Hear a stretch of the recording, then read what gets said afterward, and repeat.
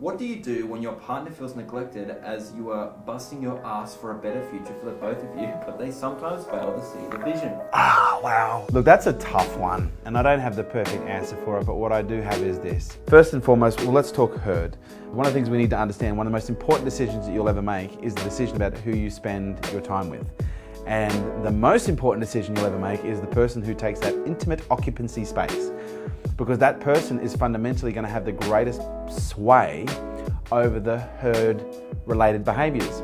And as a result of being a mammal, we actually look for indications, contraindications from other mammals as to whether or not our behavior is acceptable. Now, when we start looking at the intimate occupancy of the herd, we start talking about that person who's right beside you. Now you've got the intimacy herd. And the intimacy herd is typically 2 people deep, depending on your preferences for relationships. So there's 2 things you've got to be aware of. Number 1, are they correcting me because my behavior is threatening, or are they correcting me because my behavior is either threatening or because they're not necessarily getting the time or the level of love that they need to experience in order to feel safe?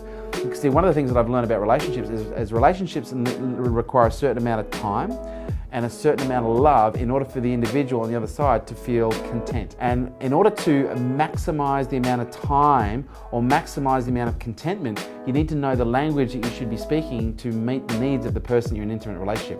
With almost every relationship I've been in, my love language has been different to the love language of the individual that I've been with. And so as a result, you've got 2 people that can spend a lot of time together, but they don't feel loved because they're talking in 2 very different languages.